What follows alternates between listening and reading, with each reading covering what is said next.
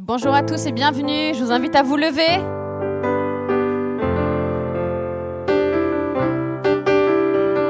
Quelle joie de nous retrouver dans la maison de notre Seigneur ce matin.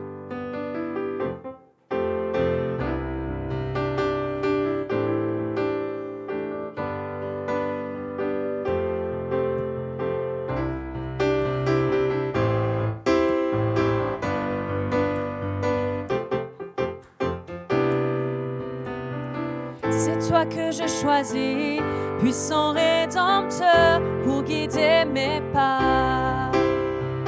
C'est toi que je choisis, source de bonheur, pour fonder ma foi. Jésus, tu es l'auteur de ma joie. Oui, Jésus, tu es l'auteur de ma joie. Chantons, c'est toi. C'est toi que je choisis, puissant Rédempteur, pour guider mes pas. C'est toi que je choisis, source de bonheur, pour fonder ma foi. Jésus, tu es l'auteur de ma joie. Jésus, tu es l'auteur de ma joie. Celui qui de mes larmes fait des fleuves de vie, celui qui dans l'épreuve me fait briller pour lui. Jésus, tu es l'auteur de ma joie. Oh, oh, oh, oh, oh, oh, oh,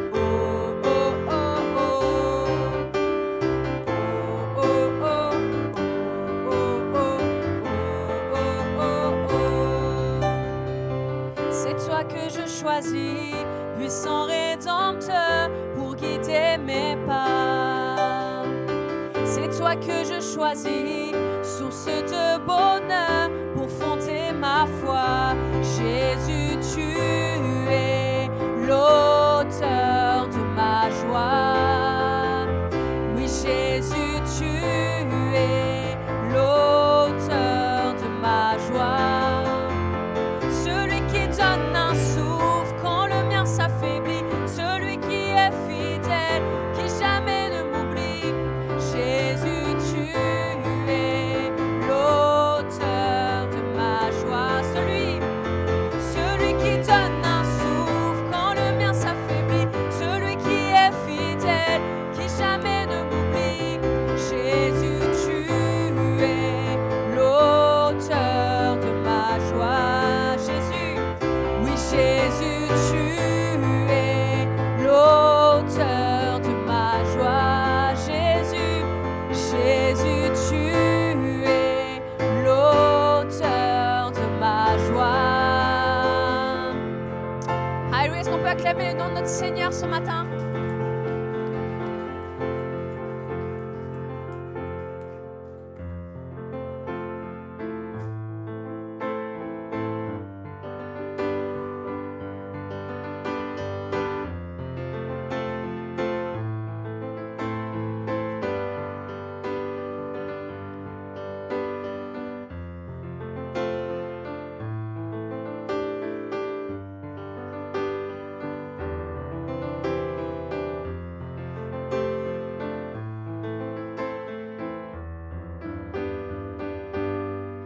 Toi la vie, toi l'amour, la lumière dans nos ténèbres, toi l'espoir, tu restaures tous les cœurs qui sont brisés. Dieu, tu es grand. Dieu, tu es grand. Toi la vie, toi l'amour, la lumière dans nos ténèbres, toi l'espoir, tu restaures tous les cœurs qui sont brisés. Dieu, tu es grand. Dieu, tu es grand. C'est ton souffle dans nos vies qui nous pousse à louer, à t'adorer. C'est ton souffle dans nos vies qui nous pousse à louer, toi seul, Seigneur.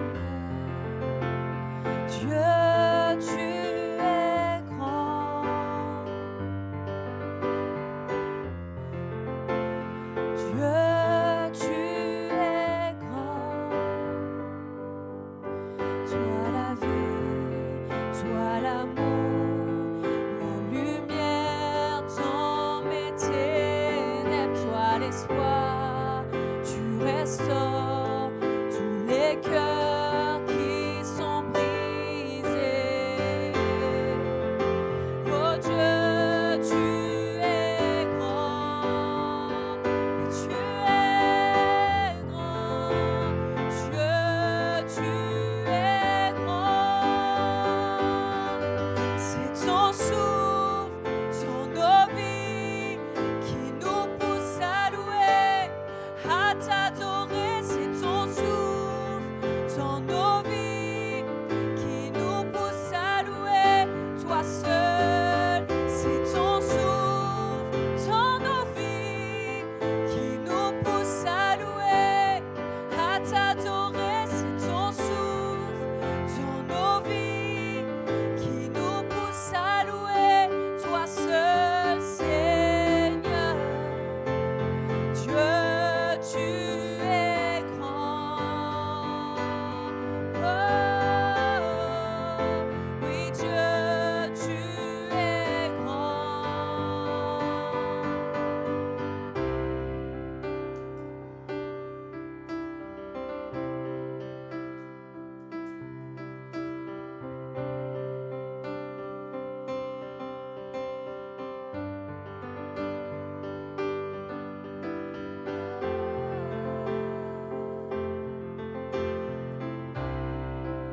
Toute la terre, et toute la terre louera son nom.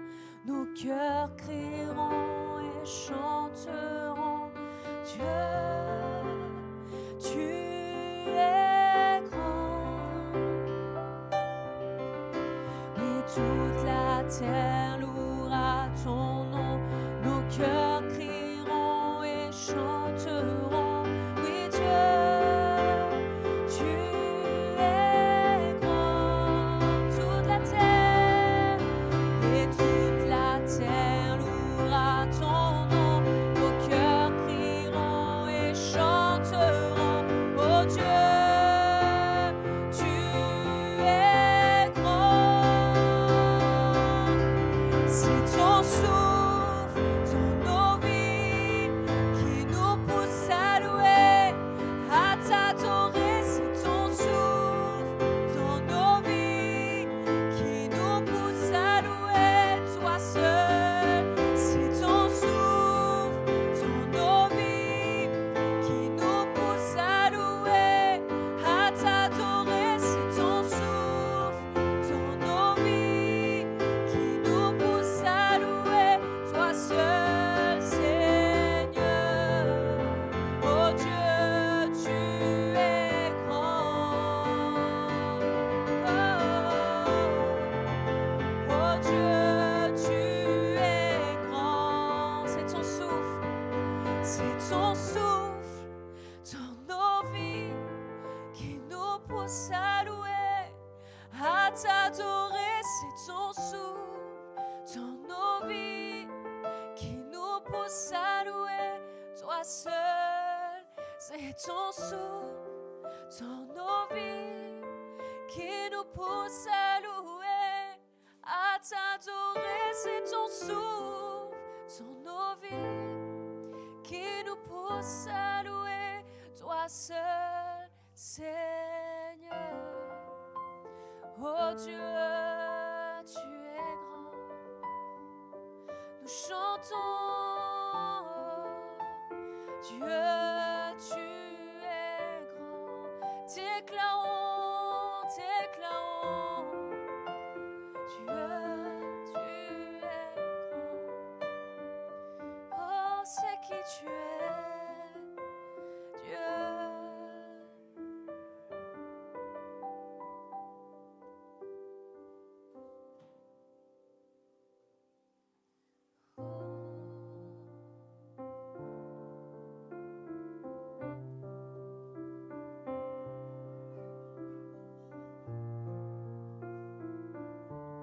nous invoquons ton nom, Jésus.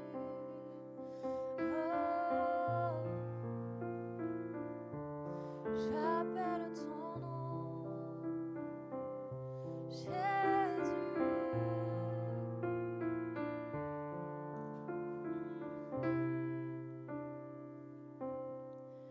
J'appellerai ton nom dès le lever du soleil.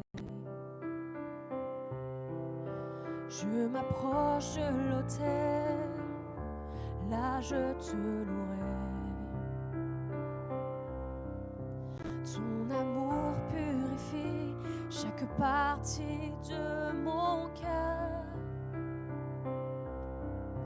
J'appellerai ton nom dès le lever du soleil. J'appellerai ton nom.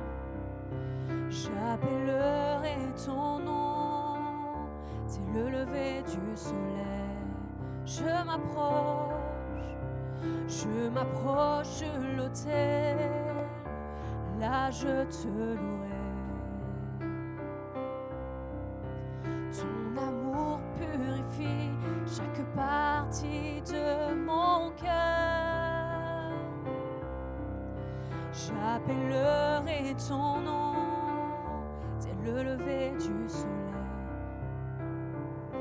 Et prends-moi comme une offrande pour toi, Jésus. Prends-moi comme une offrande pour toi, oh Dieu. Je ne partirai pas, prends tout mon être, Seigneur. Je veux être un sacrifice, je te donne ma vie, Seigneur.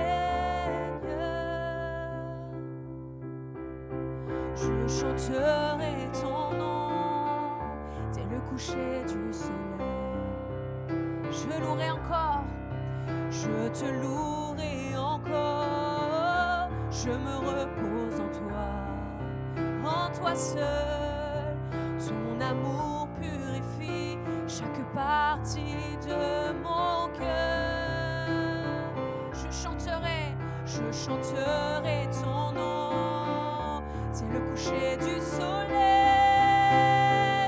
Prends-moi comme une offrande pour toi, Jésus. Prends-moi comme une offrande pour toi, oh Dieu. Et je ne partirai pas, prends tout mon être, Seigneur. Je veux être un sacrifice, je te donne ma vie, Seigneur. Et prends-moi comme une offrande pour toi, Jésus. Et prends-moi comme une offrande pour toi, oh Dieu. Je ne partirai pas, prends tout mon être, Seigneur. Je veux être un sacrifice, je te donne ma vie, oh Seigneur.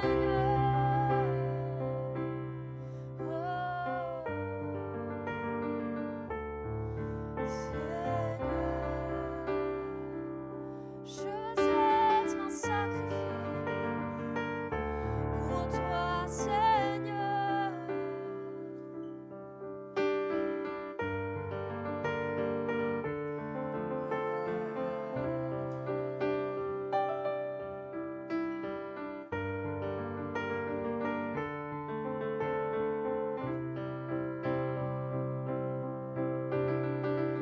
Chaque partie de mon cœur, je te l'adore.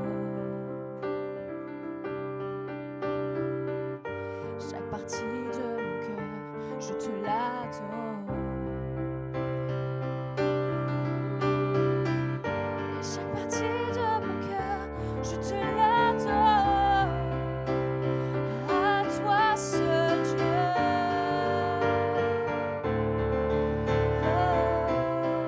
Déclarons ensemble ces paroles.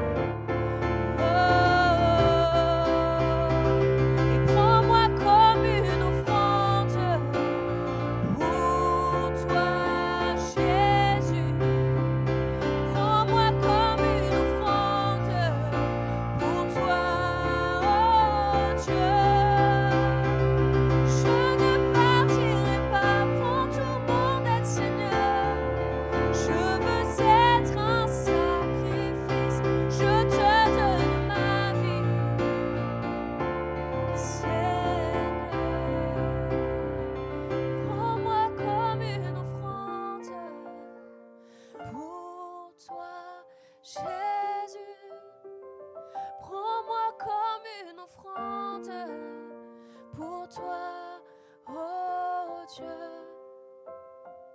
Je ne partirai pas, prends tout mon aide, Seigneur.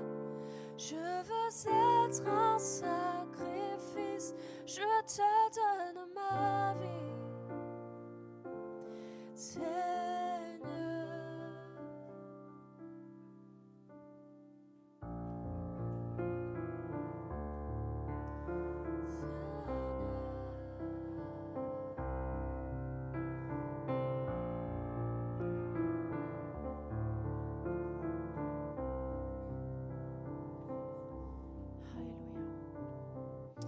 Des sacrifices vivants pour toi. Seigneur, ta parole dit que tu prends plaisir à nos louanges. Tu prends plaisir à ce que nous soyons des sacrifices vivants pour toi. Il ne s'agit plus de faire des sacrifices, mais d'être le sacrifice vivant. Reçois, Seigneur, ce matin nos louanges. Reçois notre adoration.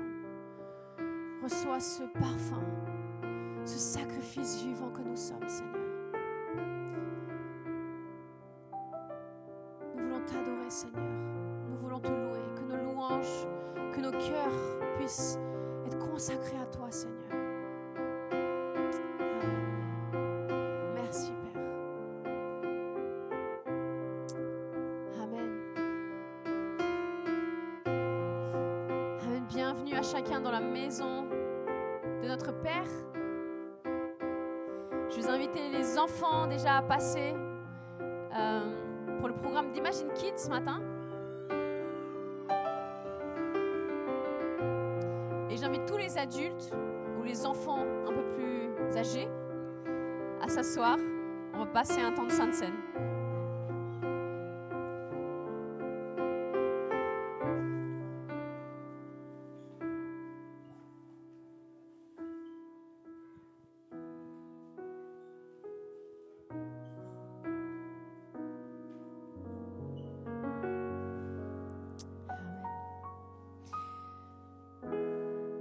Alors on va aller dans un texte de la Bible qui se trouve dans 1 Samuel chapitre 7. Et on va lire des versets 3, juste le verset 3.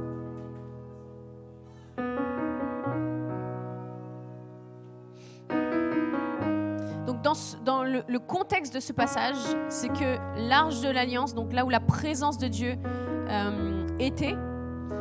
été pris par les adversaires du peuple d'Israël, du peuple de Dieu. Et en fait, quand ils ont pris cette présence de Dieu, à chaque fois que la présence de Dieu était quelque part, il y avait des choses qui se passaient. Et du coup, les gens prenaient peur, notamment, je ne sais plus c'est quel peuple, mais ils ont eu des ulcères des pieds jusqu'à la tête. Des tumeurs, des pieds jusqu'à la tête. Donc en fait, ils se sont dit, wow, il y a quelque chose dans le fait que la présence de Dieu, l'Éternel, le Dieu du peuple d'Israël est avec nous, on n'en veut pas. Donc on va le passer à un autre. Et il s'est passé la même chose. Il y a eu des conséquences à la présence de Dieu dans cet endroit. Et du coup, à la fin, ils ont décidé de la rendre. Donc ils rendent l'arche de l'Alliance, la présence de Dieu au peuple d'Israël. Et puis là, on peut voir que donc, la présence de Dieu était là. Et on va lire au verset 2. Il s'était passé bien du temps depuis le jour où l'arche avait été déposée à Kirjat-Jearim. 20 années avaient passé. Alors toute la communauté d'Israël poussa des gémissements vers l'Éternel. Alors on peut voir dans ce texte que 20 années se sont passées avec la présence de Dieu là, avant que le peuple ne s'adresse à Dieu. Et on peut lire au verset 3. Samuel dit à toute la communauté d'Israël, si c'est de tout cœur, de tout votre cœur que vous revenez à l'Éternel, enlevez du milieu de vous les dieux étrangers et les Astartés. Dirigez votre cœur vers l'Éternel et servez-le lui. Il vous délivrera alors de l'oppression des Philistins.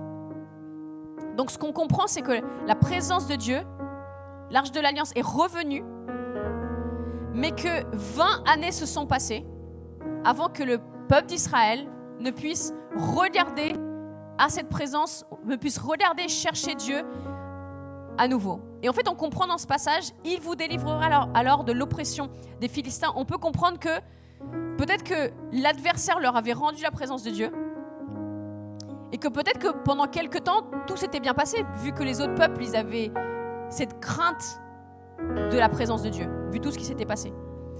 Mais qu'au bout de 20 ans, l'oppression des Philistins est revenue. Et que là, le peuple d'Israël est en train de se dire « Wow, il faut peut-être qu'on demande à Dieu de nous aider. » C'est pas tout d'avoir la présence de Dieu, mais il faut aussi qu'on regarde à lui. Et moi, je trouve ça tellement puissant, ce passage, parce que ça reflète aussi nos vies parfois. On a Dieu dans un coin chez nous. Dieu est là. Dieu est là, posé, alors peut-être pas sur un siège, mais peut-être dans notre cœur. Oui, je crois en Dieu.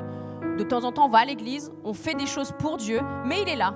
Mais tant qu'on ne vit pas des temps d'oppression, tant qu'on ne vit pas des temps difficiles, en fait, c'est comme si Dieu, il est là, mais on ne le regarde pas vraiment. Et là, on voit que Samuel dit au peuple d'Israël 4 choses à faire. 4 choses à faire pour que la présence de Dieu qui est là puisse être effective. En fait, c'est pas tout d'avoir juste l'Arche de l'Alliance posée sur notre territoire, mais il y a 4 choses que Samuel dit au peuple de faire afin que cette présence de Dieu puisse avoir une puissance sur le peuple. Est-ce que vous voulez savoir ces 4 choses? Bon, je vais le faire pour Jonathan parce que je l'ai entendu. Si c'est de tout votre cœur que vous revenez à l'Éternel, on voit la première chose. C'est pas tout d'avoir la présence de Dieu sur notre territoire. Si de tout votre cœur, vous revenez à l'Éternel. Ça veut dire qu'on peut croire en Dieu. On peut dire, je crois en Dieu, Dieu est avec moi, mais ne pas avoir notre cœur avec l'Éternel, avec Dieu. Première chose. Deuxième chose, enlevez du milieu de vous les dieux étrangers et les assertesses. On peut avoir la présence de Dieu, mais on peut aussi avoir d'autres choses. Je parlais avec quelqu'un hier et il me disait, moi, je fais le ramadan parce que j'aime les règles, mais tout ce qui est d'inspiration, je vais chercher dans la Bible. Et en fait, aujourd'hui, on se retrouve parfois confronté à des personnes qui, moi, je fais un peu de cette religion-là parce que, c'est bien. Je lis la Bible parce que dans la Bible, en fait, on ne nous dit pas que si on ne fait pas ça, on va mourir. On dit que Dieu pardonne et il est grâce. Mais j'aime aussi d'autres choses parce qu'en fait, on ne m'oblige pas à faire ci, à faire ça. Et en fait, on choisit un petit peu de tout ce qui nous plaît. On prend un petit peu ce qui nous plaît de notre relation avec Dieu. On prend un petit peu ce qui nous plaît de l'influence d'autres choses dans nos vies. Et en fait, ça, c'est ce que Dieu appelle dans la Bible des dieux étrangers. C'est des personnes, c'est des choses qui, dans notre vie, occupent une telle importance que Dieu ne peut pas pleinement être le seul Dieu dans notre vie. Ensuite, il dit, troisième chose, dirigez votre cœur vers l'Éternel. Donc, c'est pas seulement tout d'avoir là Dieu, de revenir à lui, d'enlever tous les autres dieux, mais c'est aussi de diriger notre cœur. Notre cœur est la source de tout. De notre cœur viennent toutes nos décisions.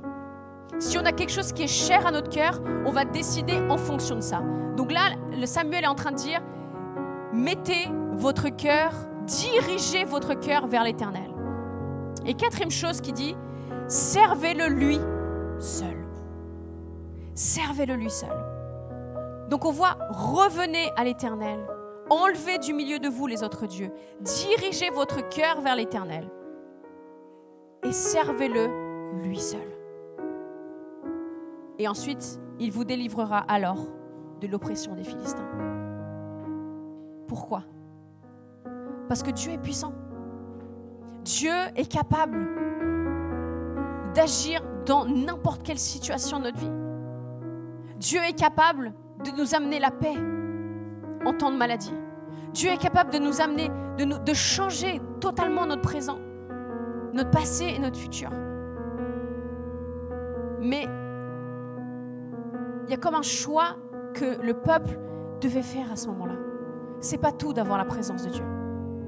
Et frères et sœurs, c'est pas tout de dire je crois en Dieu, de temps en temps, je vais à l'église, de temps en temps, je fais ça, de temps en temps, ça suffit parce que Dieu est avec moi. En fait, ce passage nous montre que ça ne suffit pas. Ça ne suffit pas. Il faut lui donner toute la place. Dieu ne se contente pas d'un petit bout. Dieu ne se contente pas d'une chaise. Dieu veut tout. Parce que c'est la seule manière dont il peut être le Tout-Puissant dans notre vie. Ce n'est pas juste en occupant un petit morceau. Et je crois que parfois, on se prive de voir et d'expérimenter le Dieu Tout-Puissant parce qu'on se contente juste de dire Dieu, il est avec moi. Et peu importe les autres choses, vu que Dieu est avec moi. Oui, Dieu est avec nous. Mais ne te prive pas d'expérimenter la toute-puissance de Dieu. Ne te prive pas d'expérimenter la grâce totale et complète de Dieu pour ta vie. Ne te prive pas d'expérimenter la puissance surnaturelle que Dieu veut te montrer dans ta vie. Alors ce matin, on va prendre la Sainte Seine. Merci. Et j'aimerais vous encourager. Vous savez, ce matin, l'évangile, le vrai évangile est pour des personnes matures. Vous comprenez? Pourquoi? Parce qu'il ne s'agit pas de seulement Dieu va venir et va soigner tes bobos. Il s'agit de mourir à nous-mêmes pour laisser toute la place à Dieu. Et pour ça, il faut que nous grandissions. C'est ce que Dieu souhaite. Ne nous privons pas de qui est Dieu. Laissons-le prendre toute la place en nous. Et oui, ça a un prix. Oui, ça a un prix. Il y a des choses qu'on va devoir laisser de côté, des choses qui nous font plaisir, des choses dont nous pensons avoir besoin. Mais lorsque nous laissons Dieu remplir pleinement notre vie, prendre totalement notre vie entre ses mains, diriger nos pas, aller là où lui veut, pas seulement occuper une petite place, mais que vraiment sa présence remplisse toute notre maison. Toute notre maison. Alors c'est là qu'on peut voir ce dont il est capable. Et j'aimerais te dire ce matin, Dieu veut te montrer ce dont il est capable. Il est mort sur la croix afin qu'il ne puisse pas seulement résider dans une arche, mais qu'il puisse remplir tout de toi. Ton esprit, ton âme et ton corps. Il veut tout remplir. Il ne veut pas seulement être dans l'entrée de ta maison. Il veut être partout.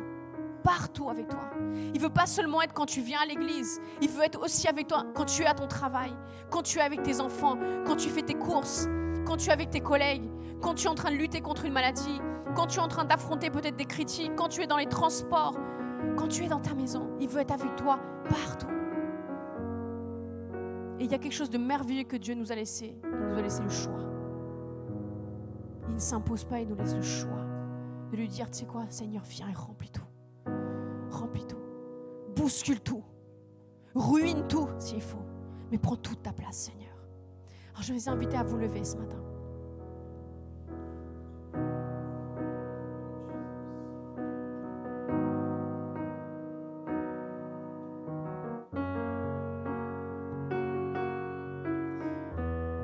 On va juste prendre quelques instants. Si vous voulez bien juste fermer vos yeux. C'est pour ne pas être distrait par d'autres choses. Et si ce matin vous avez besoin de revenir à lui, dis-lui là où tu es, Seigneur, je reviens à toi. Seigneur, trop longtemps je t'ai laissé juste dans une petite place. Prends toute la place, Seigneur. Si ce matin tu dois lui dire, Seigneur, j'ai autorisé d'autres choses à prendre ta place dans ma vie. Aide-moi, Seigneur, à balayer tout ça. Si ce matin tu as besoin de dire, Seigneur, je veux te donner mon cœur, là où je fais tous mes choix, que tout se repose sur ce que toi tu désires, Seigneur. Dis-lui ce matin, Seigneur, viens remplir mon cœur, viens dominer mon cœur. Ici ce matin, tu dois lui dire, Seigneur, aide-moi à te servir, que ce ne soit pas seulement une décision à l'intérieur, mais que ça se manifeste au travers de qui je suis. Dis-lui là où tu es. Seigneur, je veux te servir. Je veux te servir. Utilise-moi, Seigneur. Utilise-moi, Seigneur.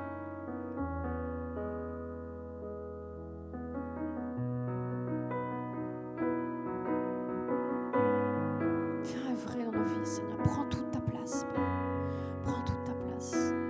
Seigneur, aide-nous à réaliser que si tu as envoyé ton Fils mourir à la croix, c'est pas pour qu'on te donne juste un petit bout. C'est pour qu'on te donne tout, Seigneur. Par amour. Tu l'as fait par amour pour nous. Nous voulons le faire aussi par amour pour toi, Seigneur. Viens, Père. Merci, Seigneur, pour ton sacrifice à la croix. Pour avoir souffert, enduré à notre place et pour nous, Seigneur. Pour tracer ce chemin qui nous permet d'avoir ta présence en nous, qui nous permet d'être connectés à toi. Merci, Seigneur. Amen. Je vous invite à participer de la Sainte Seine.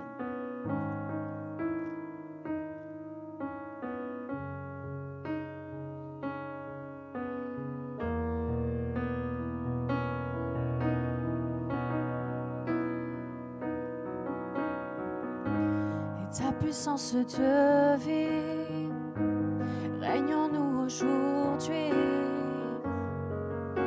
Le tombeau vide confirme que rien ne t'est impossible. Comme dans la chambre haute, remplis-nous à nouveau. Tu es notre seul désir. Chantons ensemble ta puissance de vie. Ta puissance de vie règne en nous aujourd'hui. Le tombeau vide confirme que rien ne t'est impossible. Comme dans la chambre haute, viens nous remplir, remplis-nous à nouveau. Tu es notre seul désir. Nous sommes là pour toi, nous sommes là pour toi. Agis parmi nous, Seigneur. Fais ta volonté, fais ta volonté. Oh Jésus, transforme nos cœurs. Nous sommes là pour toi. Nous sommes là pour toi, nous sommes là pour toi. Agis parmi nous, Seigneur. Fais ta volonté, fais ta volonté, fais ta volonté. Jésus, transforme nos cœurs. Tout pouvoir t'est donné sur la terre et dans le ciel. Jésus, sois élevé, que la gloire te revienne. Tout pouvoir t'est donné sur la terre et dans le ciel. Jésus, sois élevé, que la gloire te revienne. Tout pouvoir t'est donné sur la terre et dans le ciel. Jésus, sois élevé, que la gloire te revienne. Oui, tout pouvoir t'est donné sur la terre et dans le ciel. Jésus, sois élevé, que la gloire te revienne.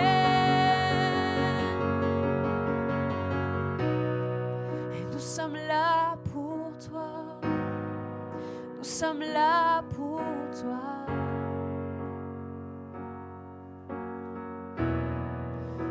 Agis, Seigneur, et fais ta volonté, fais ta volonté. Jésus, transforme nos cœurs.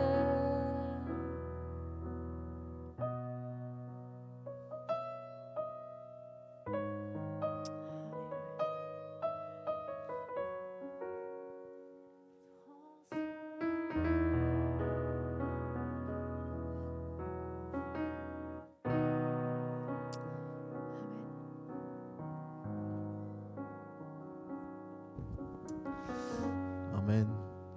Seigneur, merci pour ce que tu fais dans nos vies, Seigneur. Et ce matin, nous voulons, à chaque fois que nous venons, Seigneur, nous venons pour toi. Tu es le centre de toutes choses ici. Et ce matin, nous voulons encore, Seigneur, nous engager avec toi. Comme lorsqu'on l'a fait la première fois, Seigneur. À chaque fois qu'on vient, c'est pour dire, Seigneur, oui, tu es mon Dieu. Et je veux vivre ma vie pour toi. Il y a tellement de choses qui essaient de prendre ta place dans ma vie, mais je ne veux pas me laisser distraire. Je veux ma vie pour toi. Et que tu reçoives notre louange ce matin. Amen, Seigneur. Vous pouvez prendre place quelques instants, on va faire quelques annonces. Pour vous dire déjà que samedi prochain, il y aura une réunion pour les femmes, c'est ça, non? Oui. Est-ce qu'il y a des ladies dans la place? Alors, il y a une invitée spéciale, Solène Sculula, et il y a une affiche, je crois, et vous allez pouvoir passer un bon moment avec Solène, qui va parler de son dernier livre, La puissance de l'amitié. Donc, venez, ça va être un super moment. Donc, Solène, elle fait partie de l'église MLK avec son mari, qui est un des hommes qui fait la louange aussi là-bas. Donc, elle a écrit un merveilleux livre. Et voilà, ça va être un super moment pour vous, les femmes. Mais attention, les hommes aussi, nous avons notre rencontre. J'ai commencé par les femmes parce que la galanterie oblige. Mais nous nous retrouvons vendredi soir. Est-ce qu'il y a des hommes dans la place? Et je vous rassure, il y aura des choses à manger. Physiques et spirituelles. Voilà, nous on est comme ça. Donc le vendredi soir à 19h30, on se retrouve. Et je sais qu'on aura aussi un orateur spécial ce vendredi. Est-ce qu'on pourra faire une grande acclamation pour notre Raymond qui va nous apporter quelque chose? Wouh! Ça va être super. On va passer un bon moment. Voilà. Donc c'est important de pouvoir aussi grandir et de se retrouver entre hommes, entre femmes aussi, pour voir ce que Dieu veut nous dire, ce que Dieu veut faire avec nous, chacun d'entre nous. Amen. Et voilà, c'est tout pour les annonces aujourd'hui. Alors il y a une dernière annonce. Et il y a une petite affiche normalement. Ah voilà. Là il y a le mariage. Je voulais qu'ils annoncent.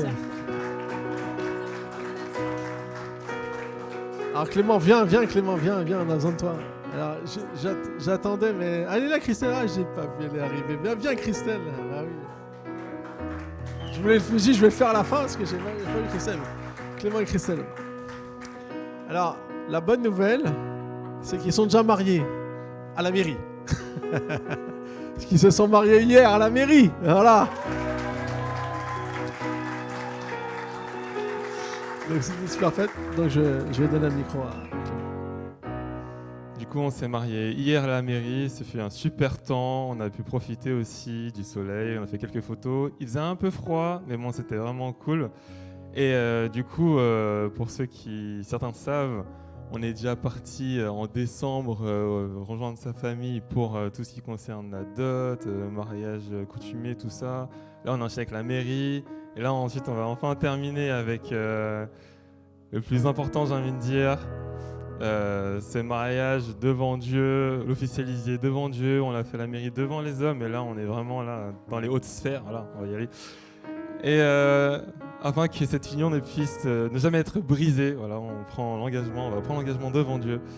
Et voilà, ce sera un super temps. Donc vous êtes tous conviés à venir. Donc vous avez l'adresse. Et voilà, j'espère qu'on pourra tout simplement bien profiter de ce temps-là. Donc n'hésitez pas si vous êtes disponible. Tu veux dire un mot ou pas? Ah merci. Ça va être un super moment et on est content de les avoir avec nous. Voilà, que Dieu vous bénisse. Et bonne fin de préparation parce qu'il y a encore du job. C'est toujours beaucoup de choses comme d'hab. Voilà, donc on va continuer avec votre temps préféré, les 10 000 offrandes. Yes, je vous invite à vous lever. On va donner avec joie.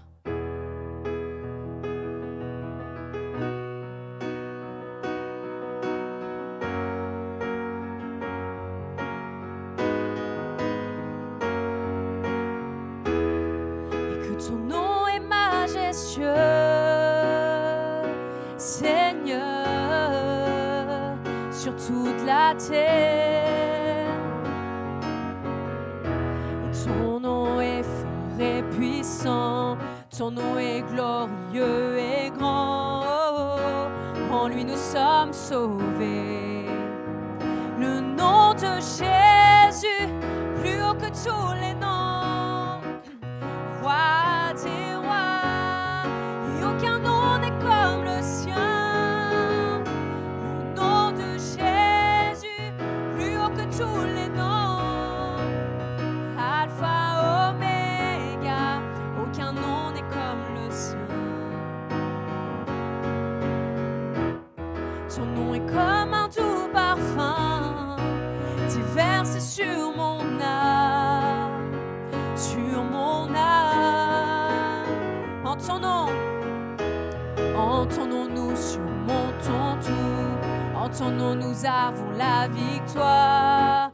Ton nom est tout puissant, le nom de Jésus, plus haut que tous les noms. Roi des rois, et aucun nom n'est comme le sien. Le nom de Jésus, plus haut que tous les noms. Alpha, Oméga, aucun nom n'est comme le sien. Et aucun autre Dieu n'a vaincu la mort que Jésus-Christ le ressuscité. Nous l'élevons plus haut. En son nom, tout genou fléchit. En son nom, tout homme est sauvé.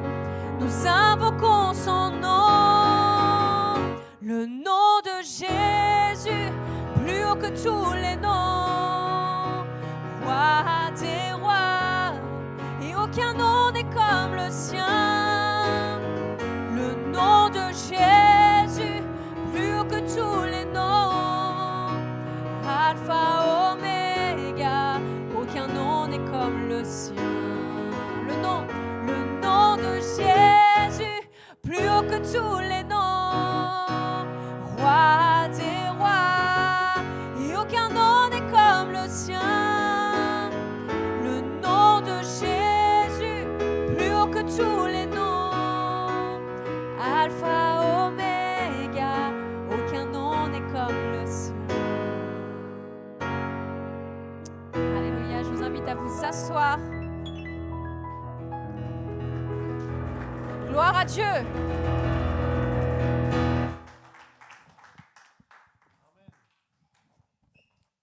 Alors juste avant de passer au temps de message, j'aimerais juste vous rappeler que nous avons les 100 ans de l'Église apostolique, qui est notre union d'église, qui sera fêtée à Pâques. C'est encore possible de s'inscrire.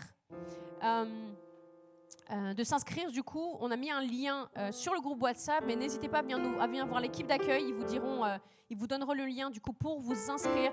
C'est du samedi, donc c'est le week-end de Pâques avec le lundi férié, donc c'est du samedi soir jusqu'au lundi midi, et ce sera à Mesnières-en-Bray dans un château. Donc on dormira là-bas 2 nuits, on passe 3 jours là-bas. Il y aura des orateurs, notamment nos pasteurs Délé Karen d'Australie qui seront là. Il y aura aussi pas mal de pasteurs de toute la France, du coup, de l'Union apostolique. Donc ça va être un temps vraiment rafraîchissant. Je vous encourage à y aller. Amenez vos enfants. Il y aura aussi un programme pour les enfants. D'ailleurs, ils sont en train de travailler aujourd'hui sur un tableau qui représentera notre église pendant ce week-end-là. Et, je parle un peu vite, j'espère que vous arrivez à suivre. Je vais m'essouffler. Et à la fin, Jonathan va prendre des portraits de chacun de nous. Donc ceux qui sont déjà passés la semaine dernière, vous êtes déjà passés du coup. Mais ceux qui ne sont pas passés la semaine dernière, n'hésitez pas à aller, que Jonathan puisse prendre votre portrait.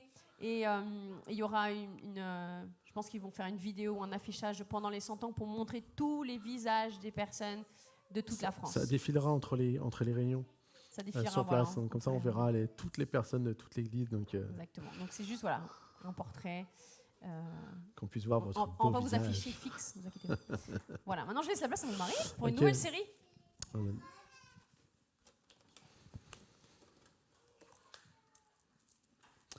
Est-ce que vous allez bien ce matin? Ah, amen.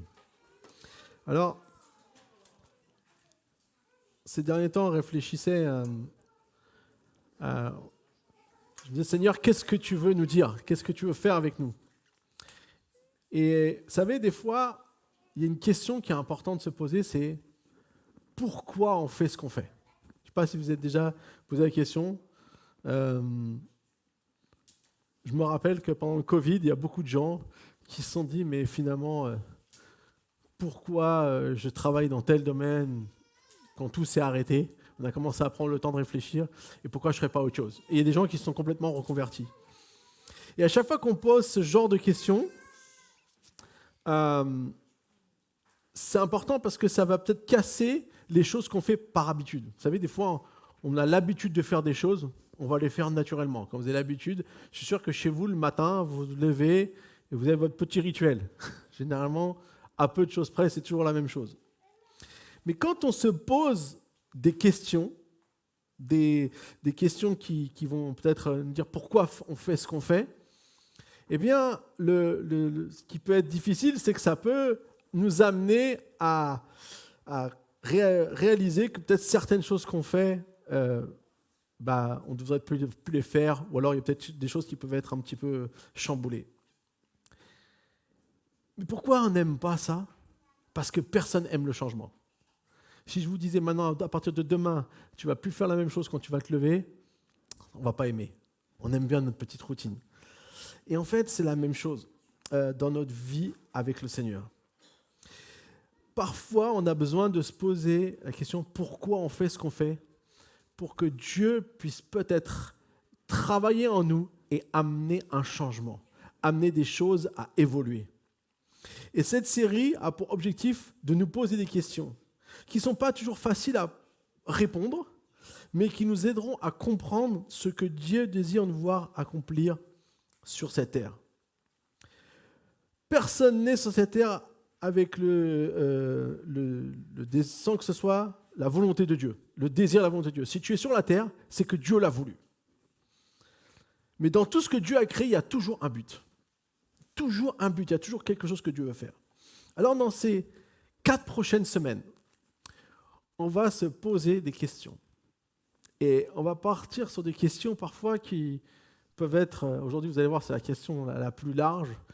Et on va partir sur des questions qui peut-être, si je vous posais la question, vous y répondriez comme ça d'un trait, mais en se posant la question, on va peut-être commencer à découvrir peut-être qu'il y a quelque chose de plus. Et peut-être que Dieu veut faire quelque chose avec moi que je n'avais pas encore vu, que j'ai besoin de changer. Et c'est pour ça qu'on appellera cette série « Pourquoi ?» J'ai travaillé pendant des années à EDF avant d'être pasteur. Et quand je travaillais à EDF, j'étais chargé d'affaires. À un moment donné, une fois que j'étais apprenti d'abord, et ensuite j'étais titularisé, comme on dit. Et j'avais mon bureau à côté d'un collègue que j'estimais beaucoup.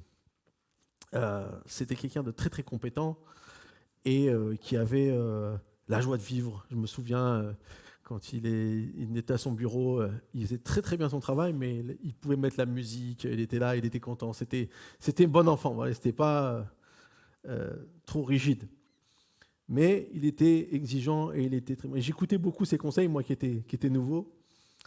Et il était toujours très expressif. Et une chose, je pense que c'était le premier au bureau. Il était là dès 7h et quelques du matin, toujours là à son bureau. Et c'était vraiment, voilà, c'était beau de le voir. Et un jour, quand je suis arrivé au bureau, il n'était pas là. J'ai regardé partout, il n'était pas là. Je me dis, qu'est-ce qui se passe? Et donc, on était tous là et on disait, mais il est où Yves et tout. On cherchait, on demandait au chef.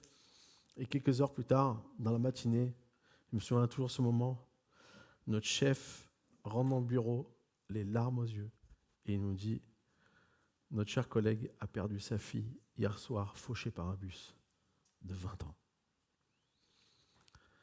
C'était horrible. C'était une peine.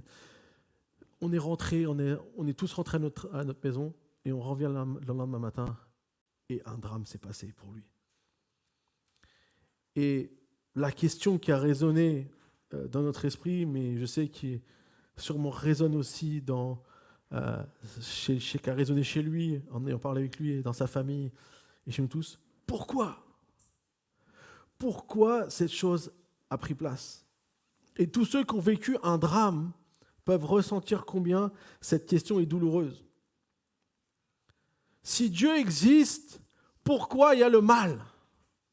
Pourquoi il y a des choses qui font mal comme ça ? Pourquoi on est obligé de passer par la souffrance ? Et je peux vous dire que face à la souffrance, aucune théorie ou raisonnement ne peut nous faire du bien. Quand on souffre, c'est dur. Et aujourd'hui, j'aimerais qu'on puisse traiter cette question. Si Dieu existe, pourquoi le mal ? Peut-être on vous a déjà posé la question. Peut-être vous vous êtes déjà posé la question vous-même. Peut-être que parfois on se la pose encore. On se dit, mais Seigneur, vous savez, nous, des fois en tant que chrétiens, on visionne la bénédiction. Donc tout ce qui ne rentre pas dans la bénédiction, on le met de côté. On se dit, non, c'est pas. Mais quand ça nous frappe, quand ça nous touche, quand c'est directement vers nous, eh ben, ça nous fait poser beaucoup de questions. Et parfois, on pose cette question. Mais Seigneur, mais pourquoi ? Les gens, des fois, on pense que c'est comme si on avait mérité quelque chose. Alors que, on va le voir, ça n'a rien à voir avec ça. Face à la souffrance, il n'y a aucune théorie ou raisonnement qui peut nous faire du bien. Et mon but aujourd'hui, ce n'est pas de nous donner une leçon, mais de nous aider à voir ce que nous n'arrivons pas à voir, même quand on est dans la souffrance. La souffrance existe dès notre arrivée sur Terre. La première chose que vous faites quand vous venez sur la Terre, c'est pleurer. J'ai jamais vu un bébé qui arrivait sur Terre en gazouillant. Non, il arrive sur Terre, il pleure. Pourquoi ? Déjà parce que c'est un choc. Il part d'un endroit où il était super bien, dans le ventre de la maman, et il arrive dans un monde extérieur. Déjà le choc de la température, il y a plein de choses. Mais du coup, c'est violent. Donc la première chose qu'on fait lorsqu'on arrive, c'est pleurer. Et lorsque Dieu a créé l'être humain, le mal était déjà là. Mais il a tout fait pour en préserver. L'origine du mal, si on essaye de faire... Alors je veux dire, la Bible, elle n'en parle pas de manière parfaitement claire. C'est souvent des déductions qu'on a eues. Mais il y a certaines choses qu'on peut connaître. Ce qui a, entre guillemets, introduit ou qui a fait donner naissance au mal, vous savez, c'est Lucifer, cet ange de lumière, qui était dans le ciel et qui a voulu être à l'égal de Dieu. Et c'est ce qui a provoqué sa chute. Et dorénavant, il cherche par tous les moyens à détruire la création de Dieu. Et c'est pour ça que, quelque part, le mal existe. Et comme je disais, donc, l'objectif de Dieu dans la création, c'est de nous préserver du mal. C'est pourquoi, quand il a créé Adam et Ève, il leur a dit de ne pas manger de l'arbre de la connaissance du bien et du mal. Il leur a interdit. Mais le diable leur a fait croire qu'il passait à côté de quelque chose d'important, car en prenant de ce fruit, il serait comme Dieu. C'est ce que lui, il a voulu aussi. Et c'est de la même manière qu'il a fait chuter l'homme et la femme. Dieu ne nous a pas créés pour le mal, mais pour le bien. Et ça, on doit le savoir. Ça doit être une affirmation qu'on doit connaître. Dieu, s'il leur avait interdit de manger de ce fruit, c'est qu'il ne voulait pas qu'ils connaissent le mal. Et Dieu, son désir, ce n'est pas qu'on connaisse le mal. Même si le mal nous arrive, ce qu'il faut se rappeler, c'est que ce n'est pas le but de Dieu, ce n'est pas l'objectif de Dieu. C'est pourquoi, à cause de leur désobéissance, nous, on subit les conséquences aussi aujourd'hui. Alors, je vais me dire, ça me fait de belles jambes. Hein. C'est pas de ma faute, mais est-ce qu'on aurait été à leur place ? On n'aurait pas fait pareil. On va laisser cette question non répondue. Hein. Et c'est pour ça que c'est important pour nous de comprendre que la vraie question, la réalité, c'est que nous subissons les conséquences et nous vivons dans un monde où le mal domine. D'ailleurs, c'est intéressant parce que après Adam et Ève, vous voyez déjà première génération, premier meurtre, Caïn et Abel, et puis ensuite, le mal a tellement grandi qu'à un moment donné, Dieu dit « Stop, on arrête tout, on recommence ». Et il va prendre un seul homme, juste avec ses enfants et leurs femmes, et sa famille, les femmes de ses fils, 3 fils et leurs femmes, et il va tout recommencer avec Noé. Mais c'est intéressant, enfin, c'est incroyable de se dire que seulement un homme était juste et que Dieu a décidé de tout recommencer. Mais la réalité, c'est que les enfants de Noé, plus tard, même les fils de Noé, vont recommencer le mal tout de suite après. C'est-à-dire qu'en fait, c'est quelque chose qui est là, qui est ancré. Et Dieu, il a dit, plus jamais je vais refaire ça, parce que je pourrais le refaire tout le temps, en fait. Et donc, du coup, il y a maintenant cette question, c'est comment puis-je faire face au mal? En fait, le pourquoi du mal, il est seulement parce que le mal a un impact sur nous. Si le mal ne nous faisait rien, ça ne serait pas important de pourquoi le mal. Mais parce que le mal nous touche, parce que le mal nous fait réagir, parce que le mal nous impacte tellement, eh bien, on pose cette question.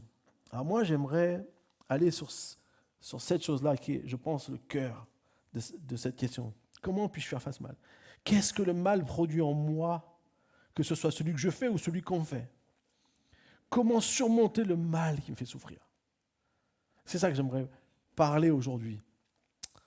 Amen. Alors on va lire un passage dans Luc chapitre 13, versets 1 à 5. Luc chapitre 13, versets 1 à 5. À ce moment-là, quelques personnes se trouvaient là, racontèrent à Jésus ce qui était arrivé à des Galiléens dont Pilate avait mélangé le sang avec celui de leur sacrifice. Jésus leur dit, « Pensez-vous que ces Galiléens étaient de plus grands pécheurs que tous les autres Galiléens parce qu'ils ont subi un tel sort? Non, je vous le dis. Mais si vous ne changez pas d'attitude, vous périrez tous de même. Ou bien ces 18 personnes sur qui la tour de Siloé est tombée et qu'elle a tué. Pensez-vous qu'elles étaient plus coupables que tous les autres habitants de Jérusalem? Non, je vous le dis, mais si vous ne changez pas d'attitude, vous périrez tous de même. » Dans ce passage, il y a deux événements qui se sont produits et qui reflètent le mal qui existe sur la terre. Je pense qu'ils catégorisent un peu le type de mal qui est sur la terre. J'aimerais commencer par le premier. Dans le premier événement, on parle de Galiléens qui ont été tués par Pilate. On ne sait pas exactement qui étaient ces Galiléens, mais ce qu'on sait, c'est qu'ils l'ont irrité au point qu'il a décidé de les tuer et il a même voulu les humilier même en les tuant puisqu'il a mélangé leur sang à celui du sacrifice. Donc il y avait vraiment un acte mauvais de la part de Pilate. L'acte, ici, représente le mal qu'on fait, le mal que l'homme fait. Dans ce cas-là, c'était Pilate, mais dans d'autres cas, ça peut être d'autres choses. C'est à chaque fois que, même parfois quand nous, on ne veut pas le mal. Alors, heureusement, nous, on n'a tué personne, enfin j'espère, mais si on l'avait fait, la grâce de Dieu, heureusement, est toujours là, mais la réalité, c'est qu'on fait tous le mal. Des paroles blessantes. Parfois, il y a des tromperies, parfois des trahisons, parfois des manipulations, parfois ça va jusqu'au meurtre. Et on le voit, il suffit d'allumer la télé, vous allez voir tout le mal qui se fait en permanence. C'est incroyable de se dire à chaque fois comment des gens arrivent à faire de telles choses. On se dit, mais comment c'est possible? Il y a un mal qui existe parce que Dieu nous a tous donné la liberté de choisir si on veut faire le bien ou si on veut faire le mal. Il la dira au peuple. Choisis le bien et tu vivras, choisis le mal et tu mourras. C'est ce qu'il avait dit dans Deutéronome. Alors ici, ce qui est intéressant, c'est la réaction de Jésus, puisqu'on lui rapporte ses faits. La réaction de Jésus, il pose une question. Il dit, pensez-vous que ces Galiléens étaient de plus grands pécheurs parce qu'ils ont subi un tel sort? Alors, si on essaye d'imaginer un peu ce qui a pu se passer, alors c'est des commentateurs, donc ça reste des hypothèses, mais on peut penser que ces Galiléens faisaient partie de ceux qui se révoltaient contre Rome. Vous savez, dans les Juifs, il y avait une partie, on pourrait dire c'était les nationalistes juifs de l'époque, qui voulaient renverser le pouvoir. D'ailleurs, ils attendaient le Messie pour renverser Rome. Et donc, ils s'étaient mis un peu, on les appelait les zélotes. D'ailleurs, il y en avait un des disciples de Jésus, Simon le zélote. Et ben, c'était sûrement quelqu'un qui faisait partie de cette catégorie-là. Et eux, leur objectif, c'était de s'opposer contre Rome. Les pharisiens, eux, étaient farouchement opposés à l'usage de la force contre Rome. Donc, quand ils sont venus venir Jésus, ils avaient une idée dans la tête quand ils ont raconté cette histoire. Ce n'est pas juste pour ramener les faits à Jésus, comme à l'époque, il n'y avait pas les chaînes d'information, ce n'était pas juste pour faire le lien, c'est parce qu'en fait, ils avaient déjà cette intention, en fait. Et Jésus a démasqué ça. Jésus a démasqué leur objectif qui était de leur dire, si cette chose leur est arrivée, c'est un peu de leur faute. La première chose qu'on peut voir ici, et c'est ce que j'aimerais qu'on puisse garder dans le fait que le mal existe, que le mal nous arrive, que ce soit celui que nous on fait, que celui qu'on nous fait aussi, c'est de ne pas chercher une raison au mal qui m'arrive.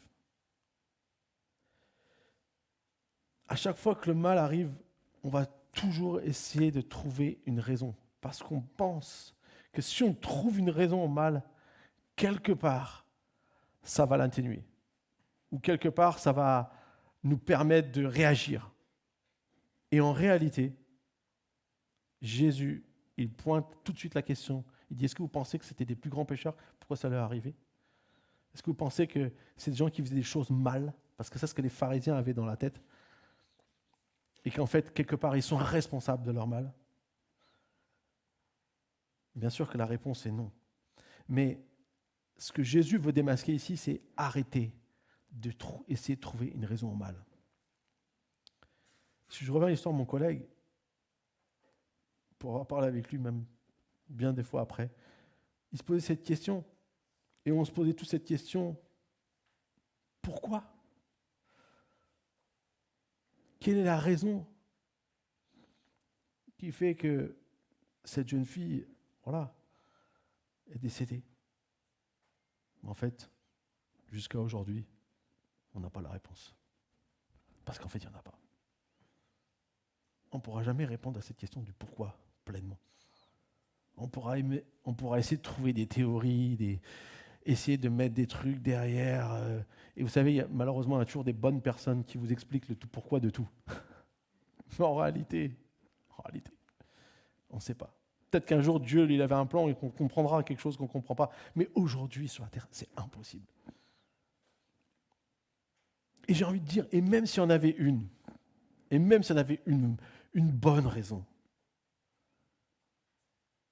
premièrement, ce n'est pas sûr que ce soit la réalité. Et deuxièmement, elle n'aura jamais enlevé la douleur de quoi que ce soit. Elle n'aura jamais changé le fait qu'on a dû affronter le mal. Vous savez, dans la Bible, il y a quelqu'un qui a expérimenté ça. Il y a quelqu'un qui a expérimenté le mal de manière très profonde. Il s'appelle Job. Et quand vous lisez ces 42 chapitres, vous voyez que, en fait, ce qui est fou dans cette histoire, c'est quand même qu'au début, c'est comme s'il y avait une raison, c'est même Dieu qui on pourrait dire, qui laisse un peu faire. Mais dans tout le discours qu'avaient ses amis à Job, ils ont essayé de lui justifier le fait que ces choses lui sont arrivées. Voilà pourquoi tu as subi le mal, parce que ceci, parce que cela. Et Job, au départ, il va dire un truc incroyable, il va dire l'Éternel a donné, l'Éternel a repris, que le nom de l'Éternel soit béni. En gros, il accepte ce qui lui arrive. Mais quand il va commencer à discuter, il part et il ne comprend pas ce qui lui arrive. Il ne sait pas pourquoi, finalement, ses amis essaient de lui trouver des raisons. Mais lui, il dit, mais moi, je ne suis pas tout ça, mais je ne comprends pas. Et en fait, il est perdu.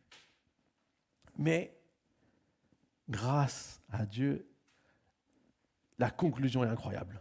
Et on va lire la conclusion. C'est Job 42, versets 1 à 5.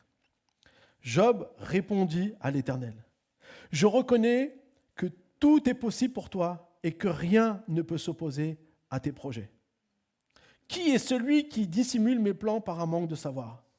Oui, j'ai parlé sans les comprendre de merveilles qui me dépassaient que je ne connais pas. Écoute-moi et je parlerai. Je t'interrogerai et tu me renseigneras. Mon oreille avait entendu parler de toi, mais maintenant mon œil t'a vu. » En fait, Job réalise que Dieu est au-dessus de toutes ces tentatives d'expliquer pourquoi le mal m'arrive. Car en réalité, il est bien trop limité pour les comprendre. C'est comme nous aujourd'hui, si on essaye d'expliquer à quelqu'un pourquoi le mal arrive, bien, ça ne va jamais servir à rien parce qu'on est incapable de le saisir. On est incapable de comprendre. C'est pour ça que les gens ils posent cette question tout le temps. Pourquoi, si Dieu existe, pourquoi le mal? Il avait qu'à tout faire que tout soit bien, finalement. Et même nous, on pourrait dire, bah oui. Mais en fait, on n'est pas Dieu et on ne comprend pas les choses. On a une compréhension qui est limitée, donc on ne peut pas vraiment réaliser toutes les choses que Dieu fait par-dessus le mal. Il se place donc dans une position où il s'en remet à Dieu. Et c'est la seule chose qu'on peut faire lorsqu'on souffre. C'est la seule chose qu'on peut faire. Peut-être tu ne vas pas comprendre pourquoi tu souffres, ou pourquoi tu as vécu ce drame, ou tu as vécu cette chose. Mais la seule chose que tu peux faire, c'est t'en remettre à Dieu. Et c'est là qu'il va conclure avec une révélation qui n'est pas facile à découvrir, mais qui est extraordinaire. Il dira, mon oreille avait entendu parler de toi, mais maintenant mon œil t'a vu. Moi je me dis, attends, comment ce gars qui a vécu les pires choses au monde, qui est touché dans sa propre chair, qui à la fin arrive à cette révélation. Mais je crois que là, les amis, il y a quelque chose de très puissant à découvrir. C'est qu'au-delà de poser la question pourquoi, comment je fais face, comment je peux faire face au mal, c'est en restant avec Dieu. Et que même au milieu de son mal, il va découvrir et connaître Dieu davantage. Il dit, j'avais entendu parler de toi, maintenant je t'ai vu. Maintenant je sais qui t'es. Dans son mal, qu'est-ce qui s'est passé? Il s'est rapproché de Dieu. Et je crois que c'est la meilleure chose qui peut se passer dans un mal. C'est pas que notre douleur disparaisse. Bien sûr que notre douleur est toujours présente. Mais qu'au travers de ça, qu'on puisse comprendre que Dieu désire qu'on puisse le connaître, qu'on puisse le découvrir, et qu'on puisse découvrir qui il est. Et que ce n'est pas celui qui laisse faire le mal par plaisir de nous faire du mal. C'est pas qui Dieu est. Et c'est ce que Job a découvert. Celui qui a énormément souffert, c'est ce qu'il a découvert. À chaque fois que je cherche une raison au mal, que ce soit celui que je subis ou celui que je fais, je vais m'éloigner de Dieu. Je vais toujours m'éloigner de Dieu. À chaque fois que je cherche une raison, la raison va m'éloigner de Dieu. Mais si je dis juste, je ne comprends pas, Seigneur, mais Seigneur, j'ai besoin de toi, Dieu est là. Dieu est là dans ton mal et il va être avec toi. Et il va t'accompagner. Le problème, c'est que beaucoup d'entre nous, on définit notre relation à Dieu au travers du mal ou du bien qui nous arrive. En gros, s'il nous arrive du bien, Dieu est avec nous. S'il nous arrive du mal, Dieu n'est plus avec nous. Je peux vous garantir que le moment où Dieu est le plus présent, c'est quand tu as mal. Parce que s'il y en a un qui sait ce que c'est lui. Il l'a choisi volontairement, lui. Et pourtant, ça l'a fait flipper. Et pourtant, il aurait bien voulu s'en passer. Mais il l'a choisi volontairement. C'est pour ça que quand tu as mal, celui qui comprendra le mieux, c'est Dieu. Quand tu souffres, celui qui comprendra le mieux, c'est Dieu.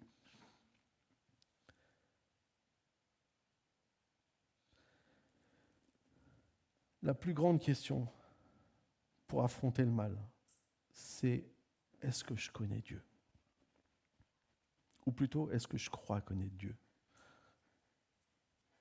Je peux te garantir que plus tu connais Dieu, plus tu sais qu'il est avec toi. Et plus il va t'aider à affronter le mal. Alors lorsque Jésus a posé cette question aux personnes qui nous ont rapporté ces faits, il a répondu que ce n'est pas les Galiléens étaient des plus grands prêcheurs, mais il a dit que nous devons changer d'attitude pour ne pas périr comme eux. C'est intéressant la réponse de Jésus. En fait, Jésus fait des petites réponses, mais il y a beaucoup de choses à dire. C'est toujours ça, Jésus. Il fait toujours des petites réponses. Il te fait juste une petite phrase. Et si tu es un intellectuel qui veut essayer de le piéger, tu comprends que tu ne pourras rien faire. Et puis si tu es là, tu vas découvrir ce qu'il veut vraiment dire. En fait, et ce qui nous amène au deuxième événement. Une fois qu'il dit ça, Jésus, vous savez, souvent, il laisse des questions en suspens. Il répond un peu, mais après, il enchaîne avec une autre. Et là, c'est Jésus lui-même qui va prendre un autre fait qui s'est passé. Au début, on lui rapporte un fait, et maintenant, c'est Jésus qui va prendre un autre fait. Et l'autre fait, c'est, est-ce que ces gens de Jérusalem sur qui la tour de Siloé est tombée, c'est-à-dire qu'il y a dû avoir un accident, une tour est tombée sur des gens, 18 personnes ont péri. On voit des accidents tout le temps à la télé, et il y a des choses qui se passent, il y a des catastrophes, il y a des maladies. Ça, on n'y est pour rien. Là, au début, on disait, ah oui, mais c'est peut-être un peu de leur faute. On essaie de faire penser que c'est un peu de leur faute s'ils sont morts parce qu'ils se sont révoltés contre Rome. Mais là, La réalité, c'est qu'on n'y est pour rien. Ou peut-être que c'est de la faute à Pilate parce que c'est lui qui fait le mal, mais là, une tour qui tombe, c'est juste les lois de la nature. Et c'est ces deux types de mal. Vous savez, il y a le mal qu'on fait, le mal qui est produit par l'homme, et puis il y a le mal qui arrive comme ça. Alors peut-être produit par l'homme d'une erreur, parfois oui, d'une erreur, ça peut arriver, mais c'est juste comme ça. Moi, j'ai regardé cette semaine un reportage, ils avaient fait un reportage sur un téléphérique qui était tombé dans les années 80, et c'était incroyable de voir en fait tout ce qui s'était passé, et c'était juste parce qu'on a fait une erreur. Et là, c'était encore pire parce que on a voulu aller vite, et du coup, ça a causé la mort de 5 personnes. Ça, c'est des erreurs qui ont des conséquences et qui font le mal. Et c'est peut-être ce qui s'est passé aussi ici. Mais au final, même s'il y a une genre de réponse au pourquoi, ça fait quand même mal. Ces personnes n'étaient pas coupables de quoi que ce soit, mais Jésus dira qu'il est important pour eux de changer d'attitude, sinon ils périront tous de même. En fait, qu'est-ce que Jésus veut nous dire à travers ça ? Le fait de chercher des coupables au mal nous amènera à une fausse réalité puisque nous allons tous subir le mal dans notre vie. C'est une réalité. Quand tu viens sur la terre, il y a un merveilleux petit bébé qui est venu parmi nous bientôt, qui s'appelle Jade, pas bientôt, qui est là, pardon, qui est arrivé il n'y a pas longtemps, c'est ça que je voulais dire, pardon. J'ai le papa qui me regarde avec des yeux et dit non, on est très content d'avoir pu accueillir notre petit bébé, mais malheureusement, un jour dans sa vie, elle va devoir faire face au mal. On n'a pas envie, on la voit toute mignonne, toute petite, on a envie qu'elle soit protégée tout le temps, qu'il n'arrive rien de mal. Moi, je suis papa de 4 filles, je veux qu'il n'arrive rien de mal, je fais tout pour qu'il n'arrive rien de mal. J'essaie de les protéger au maximum, mais à un moment donné, ils courent, ils tombent, ils font mal aux genoux et ils pleurent. Ça arrive. Et du coup, c'est ces choses-là. À chaque fois qu'on vient sur la terre, on va faire face au mal. Mais l'objectif du diable, qui est l'origine du mal, est de nous empêcher de découvrir l'amour véritable que Dieu a pour nous. Et ça, c'est une deuxième chose que j'aimerais parler. Vraiment, ne cherche pas une raison au mal. La deuxième chose, c'est ne laisse pas le mal t'empêcher de découvrir le véritable amour, les véritables projets que Dieu a pour toi, les véritables choses que Dieu a pour toi. Parce que c'est ce qu'il fait au travers du mal. De la même manière que là, les gens venaient rapporter ces choses à Jésus, eh bien, Jésus leur dit, mais ce n'est pas parce qu'ils sont mauvais, mais toutes ces choses sont là pour nous éloigner. C'est pour ça que nous ne devons pas rester comme ça. Non. On est appelé à changer d'attitude, c'est-à-dire à ne pas rester en regardant le mal comme quelque chose qui veut nous punir. À chaque fois que tu as cette vision-là, que le mal te punit, tu passes à côté de ce que Dieu veut te dire. Qu'il t'aime, quoi qu'il arrive. Quoi qu'il se passe, Jésus, Dieu t'aime. Regardez, dans le jardin d'Éden, c'est exactement ce qu'il a fait le diable. Le diable, il va dire à Adam et Ève, Dieu a-t-il vraiment dit que vous ne mangerez aucun fruit des arbres du jardin ? Il ment. Il sait très bien ce que Dieu a dit. Il dit, vous pouvez manger tous sauf un. Mais il dit, est-ce que Dieu a dit que vous mangez aucun des fruits du jardin ? Et là, la femme dit, non, on peut manger de tous les fruits, sauf celui-là. Et là, le diable va pointer cet arbre. À chaque fois que le diable essaie de venir pour te détourner du Dieu, il va te manipuler. Comme là, il l'a fait. La manipulation. En fait, il te pointe sur ce qui ne va pas. Il pointe l'interdit. Il pointe le mal dans ta vie. Il peut y avoir 1000 choses super bonnes qui sont passées dans ta vie, il va pointer le mal. Et toi, tu vas te rappeler du mal. Surtout quand ça fait mal. En fait, c'est ça que le diable essaie de faire. Il essaie de nous détourner, il essaie de nous dévier de ce que Dieu veut. Il leur a dit, mais Ève dira, mais il nous a dit que si on en mangeait, on mourrait. Il dit, mais non. Vous serez comme lui. Vous connaîtrez le bien et le mal. Donc de la même manière qu'il a réussi à manipuler Adam et Ève en les exposant au mal, il essaie de manipuler au travers du mal qui nous arrive pour que nous ne découvrions pas le bien que Dieu a pour nous. En fait, son objectif, si tu restes focalisé sur ça. Et de plus en plus, on voit cette chose se répéter encore et encore dans notre société. On se focalise sur tout ce qui est mal en permanence. Alors, ça a toujours existé, mais ça devient de plus en plus intense parce que parfois le mal grandit aussi. Dieu a tant aimé l'homme et la femme qu'il a créé et a tout fait pour les préserver. Et comme eux, ils n'ont pas pu résister au mal, du coup, il est quand même venu nous sauver. Vous voyez que Dieu nous aime. Au début, il leur a dit, vous ne mangez pas du fruit qui va vous amener à découvrir quelque chose qui n'est pas bon pour vous. Comme ils l'ont quand même fait, et qu'ils n'ont pas pu résister, et que pendant des générations, il va essayer de ramener le peuple à lui, et qu'ils ne vont jamais réussir, il va envoyer Jésus pour nous sauver. Romains 8, 35 nous dit, « Qui nous séparera de l'amour de Christ ? Serait-ce la détresse, l'angoisse, la persécution, la faim, le dénuement, le danger ou l'épée ? De fait, il est écrit, c'est à cause de toi qu'on nous met à mort à longueur de journée, qu'on nous considère comme des brebis destinées à la boucherie.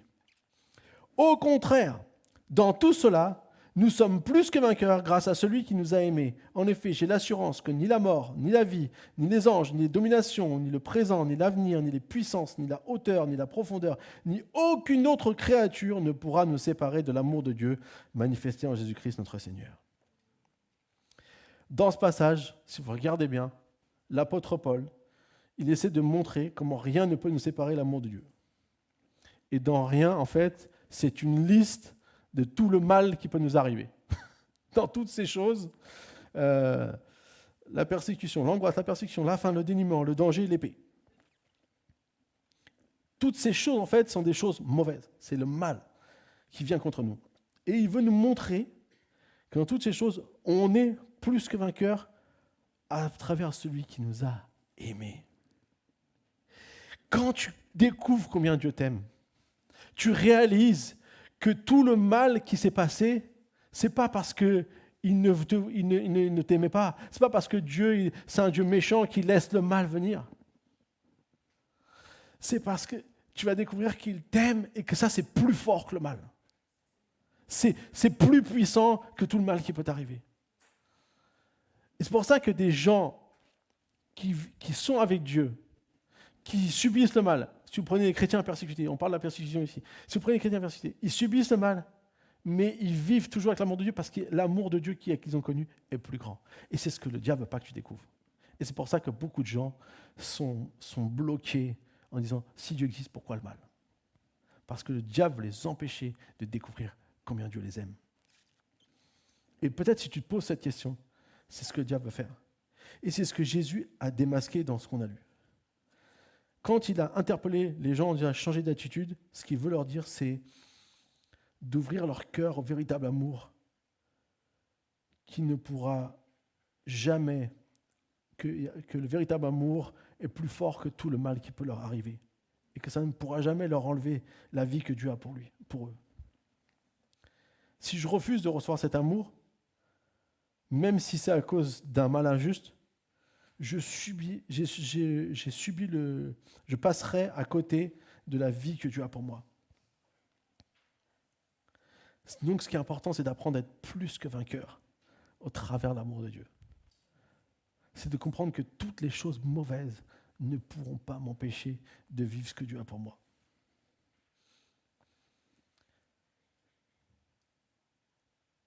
Combien d'hommes et de femmes dans la Bible ont vécu des choses difficiles et à la fin ont rendu gloire à Dieu parce qu'ils ont se rendu compte que toutes les choses mauvaises qu'ils ont vécues, en fait, Dieu les a transformées en quelque chose de positif. Alors je ne dis pas que si on a perdu quelqu'un, que ça va nous transformer en quelque chose de positif, loin de moi de mettre du jugement, mais parfois ce qui m'arrive me touche profondément, mais peut me donner un cœur pour ceux qui vivent ça, peut me donner une envie d'être là pour ceux qui vivent ce genre de choses, et peut m'amener à peut-être manifester des choses que je n'aurais pas manifestées normalement, mais que seul ce que j'ai subi va me permettre de vivre. Ce n'est pas une justification au mal, mais c'est juste que l'amour est plus fort que le mal. L'amour de Dieu est plus fort que le mal et peut nous amener à faire des choses qu'on ne s'imagine pas capable de pouvoir faire. Amen. Je vais terminer J'aimerais qu'on regarde après, j'ai une vidéo pour vous. Elle dure un certain temps, c'est un petit reportage, mais qui va illustrer tout ça de manière parfaite. Troisième chose qu'on voit, c'est que Jésus, il conclut son discours en disant que si on ne change pas d'attitude, on périra tous de même. Merci Jésus. Ils sont déjà morts. Il dit, qu'est-ce que tu veux nous dire là ? Tu veux nous dire que nous aussi, on est subis à vivre la même chose ? Non, il ne parle pas de cette terre. En fait, il parle de l'intention qu'on a. Là, les gens qui sont venus le voir, ils avaient une intention de venir exposer ces gens, de trouver des justifications, de chercher toujours à dire « Ah bah si t'arrive quelque chose de mal, c'est que tu as fait quelque chose de mal. Le bon Dieu t'a puni. Qu'est-ce que tu as fait pour qu'il t'arrive ce malheur dans ta vie ? C'est quelque part, tu as dû faire quelque chose de mal. » Vous savez, même des gens qui sont malades. Moi, je parlais avec quelqu'un, des fois, les chrétiens, ils sont « Mais est-ce qu'il n'y a pas un péché dans ta vie ?» Faisons très attention à la manière dont nous jugeons, parce qu'on sera jugé de la même manière, la Bible dit. Donc faisons très très attention. Parce que la réalité, c'est que ce que Jésus veut dire ici, c'est qu'on ne doit pas justement avoir ce genre d'attitude. Le fait de ne pas changer d'attitude nous amènera inévitablement à la mort. Ici, c'est ça que Jésus veut dire. Si on ne change pas d'attitude, on ne pourra pas recevoir pas seulement la vie sur cette terre, mais la vie que Dieu a pour nous. La vie éternelle, qui dépasse le cadre de cette terre. Ceci nous donne à comprendre que le but de Dieu pour notre humanité, lorsque Adam et Ève ont été chassés du jardin d'Éden, faisait partie des conséquences du mal, mais c'était encore une fois pour les préserver. Et ce que Dieu veut, quand il dit changer d'attitude, sinon on paiera tous de même, c'est qu'il dit surtout vous, ne rentrez pas dans ce cycle-là à nourrir votre esprit de choses négatives qui vont vous éloigner de Dieu et qui vont vous amener à périr pour toujours. Il dit changez d'attitude, changez de façon de penser, changez de manière de voir les choses, changez de regarder seulement les choses. Ne restez pas dans cette attitude-là. Quand Dieu a chassé Adam et Ève, on se dit oh là là, ça, ils ont fait une faute, ça y est, dehors. Mais non, il y a une raison. Genèse 3, 22. L'Éternel Dieu dit « Voilà que l'homme est devenu comme l'un de nous pour la connaissance du bien et du mal. Maintenant, empêchons-le de tendre la main, de prendre aussi du fruit de l'arbre de vie, d'en manger et de vivre éternellement. » En fait, s'il mangerait du fruit de l'arbre de vie, qui au préalable n'était pas interdit, puisqu'ils étaient dans le bien, c'était de vivre éternellement mal. Dieu ne veut pas qu'il y ait le mal dans ta vie. Si Dieu existe, c'est pour le bien, c'est pas pour le mal. Si Dieu existe, s'il t'a créé, c'est parce qu'il veut le meilleur pour toi. Il veut une vie éternelle, il a tout fait pour que tu puisses recevoir cette vie. Et du coup, là, il a dit, il vaut mieux qu'on les chasse, qu'on ferme la porte du jardin d'Éden. Parce qu'un jour, il va être restauré. Parce qu'un jour, cette porte va s'ouvrir de nouveau. On voit même dans la Bible, il met des gardiens devant. Il y a beaucoup de gens qui ont essayé, il y a des fleuves dans le récit de la Genèse, on voit ce fleuve. Alors, ils ont essayé de situer où était le jardin d'Éden. Tu peux le chercher, tu peux faire en long et en large en travers, tu ne le trouveras pas. Il est gardé, il est fermé, mais par contre, un jour. Dans l'Apocalypse 22, on voit toute la description, c'est la description du jardin d'Éden. Dieu va transformer de nouveau cette terre dans cette création merveilleuse qu'il avait faite. Alors, Dieu ne voulait pas qu'on mange l'arbre du fruit parce qu'il ne voulait pas qu'il vive éternellement, parce qu'il y avait déjà un plan, il y avait déjà un projet de salut. C'est Jésus, dans l'Apocalypse, on dit, et l'agneau offert en sacrifice, et ce, dès la création du monde. Jésus était déjà prévu, Dieu savait tout, et Dieu avait déjà tout prévu. Donc Dieu a un projet pour nous. Ce qu'on doit se rappeler, et c'est ce que la dernière chose que j'aimerais nous dire, donc, c'est de nous rappeler qu'un jour, le mal sera éradiqué pour toujours. Un jour, le mal sera éradiqué pour toujours. Dis à ton voisin, un jour, le mal sera éradiqué pour toujours. Vous vous rappelez Job ? En fait, Job, ce qu'il a vécu, c'est une image du plan de Dieu. Job était quelqu'un de bien. La Bible nous dit que c'était un serviteur de Dieu. Pas parfait, mais il servait Dieu. Le mal est venu dans sa vie. Il n'a pas compris. Mais à la fin, Dieu va le restaurer et va lui donner le double de tout ce qu'il avait. Cette histoire est une image du plan de Dieu pour l'humanité. Cette histoire nous rappelle qu'au départ, on vient sur la terre, on subit le mal, mais qu'un jour, si on reste comme Job, si on tient bon jusqu'au bout, et qu'on dit « Seigneur, j'avais entendu parler de toi et maintenant je t'ai vu », s'ouvre pour nous une vie que Dieu a prévue pour nous, qui sera éternelle, qui sera sans fin. Quand tu vis avec le mal et que tu tiens bon, un jour tu vivras la vie éternelle. Et c'est ce qu'on lit dans Apocalypse 21, notre dernier passage pour aujourd'hui. Puis je vis un nouveau ciel et une nouvelle terre. Car le premier ciel et la première terre avaient disparu et la mer n'existait plus. Je vis descendre du ciel d'auprès de Dieu la ville sainte, la nouvelle Jérusalem, préparée comme une mariée qui s'est faite belle pour son époux. J'ai entendu une voix forte du ciel qui disait « Voici le tabernacle de Dieu parmi les hommes. Il habitera avec eux. Et ils seront son peuple et Dieu sera lui-même avec eux. Il essuiera toute larme dans leurs yeux. La mort ne sera plus. Il n'y aura plus de deuil, ni cri, ni douleur, parce que ce qui existait avant a disparu. Celui qui était assis sur le trône dit « Voici, je fais toutes choses nouvelles. » Et il ajouta « Écris cela, car ces paroles sont dignes de confiance et vraies. » Le projet merveilleux de Dieu que nous avons ici, c'est un nouveau ciel et une nouvelle terre. Et vous savez ce qui est le plus merveilleux dans ce passage ? Dieu va tout restaurer, mais en plus, il va venir habiter avec nous. Dieu va venir sur la terre. Souvent, on nous croit qu'on va aller au ciel. Non, les amis, c'est pas ça. C'est pas que tu vas aller au ciel, c'est le ciel qui vient sur la terre. C'est le trône de Dieu qui vient sur la terre. C'est Dieu qui vient régner parfaitement. Et il n'y aura plus jamais quelque chose de mal. Alors, si Dieu existe, pourquoi le mal ? Parce qu'un jour, il n'y en aura plus. Un jour, il n'y en aura plus. Et dès aujourd'hui, Dieu peut restaurer les choses dans ta vie. Dès aujourd'hui, Dieu peut faire les choses. Alors, je ne dis pas qu'on aura toujours du mal. On va toujours faire face au mal. Mais j'aimerais aujourd'hui vous dire, cherchez pas une raison. Essayez pas d'expliquer. Essayez pas de démontrer. Oui, mais Dieu, ceci. Il y a plein de choses qu'on pourrait dire. Si Dieu nous a donné une liberté parce qu'il désire un vrai amour de nous. Pas un amour comme forcé. Vous voyez, on force les gens à faire quelque chose. Il est créé avec une reconnaissance. Non, on a le choix. On a tous le choix. Mais comprenons que Dieu est là pour nous.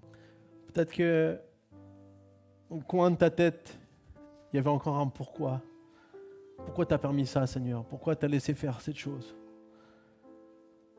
Et Dieu comprend, Dieu entend tes pourquoi. Jamais, jamais il va les rejeter. Jamais il va te réprimer. Mais ce qu'il désire te montrer, c'est découvre son amour. Découvre son objectif plus grand. Découvre son objectif plus merveilleux pour ta vie. Découvre qu'au milieu de cette souffrance, il est là. Découvre qu'au milieu peut-être de ces situations qui t'ont touché, qui t'ont fait du mal, Dieu veut être avec toi. Et en faisant ça, tu peux découvrir et tu peux comprendre et tu peux saisir le commencement du début de l'amour de Dieu. Et surtout, tu peux le laisser venir toucher ton cœur et ton âme. Et Dieu va se servir de ça, comme il a fait pour cette famille, comme il a fait pour ce père qui ne comprenait pas pourquoi son fils était comme ça. Mais comment, au travers de cette histoire, Dieu a accompli quelque chose de merveilleux. Pour cette famille, mais aussi pour des milliers d'autres familles partout dans le monde, et des millions d'autres familles partout dans le monde. Peut-être tu es quelqu'un qui écoute cette vidéo et tu te sens concerné parce que tu as vécu quelque chose de difficile dans ta vie. J'aimerais vraiment te dire,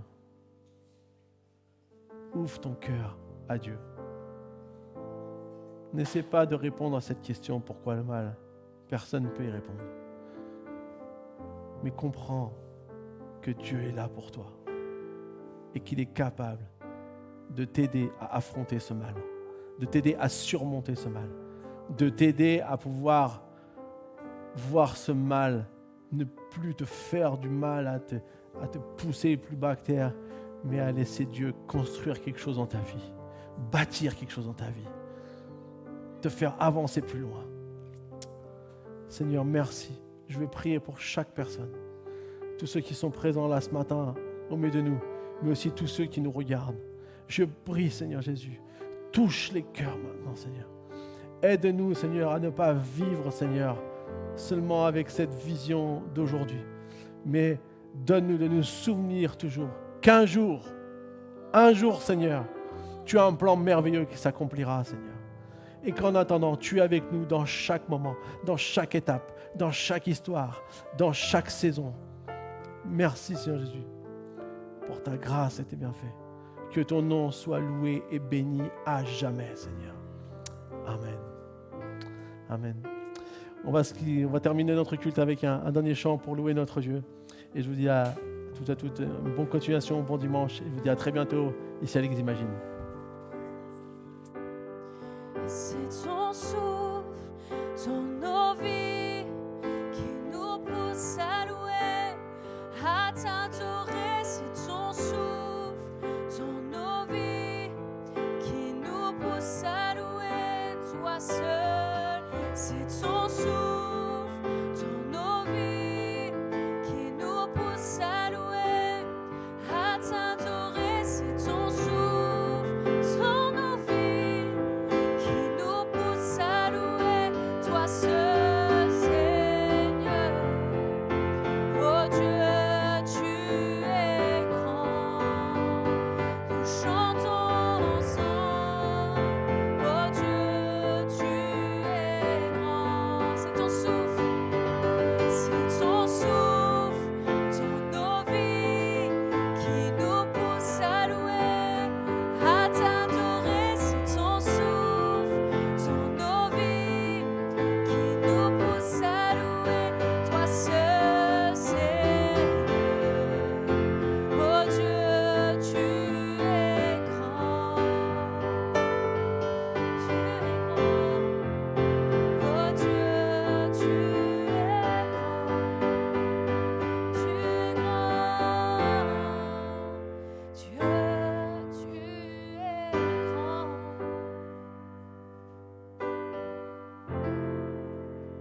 Dieu, tu es grand. Alléluia, nous vous souhaitons une bonne semaine dans la présence du Seigneur. Et du coup, les hommes, rendez-vous vendredi et toutes les femmes, rendez-vous samedi ici à 14h30. Bonne semaine.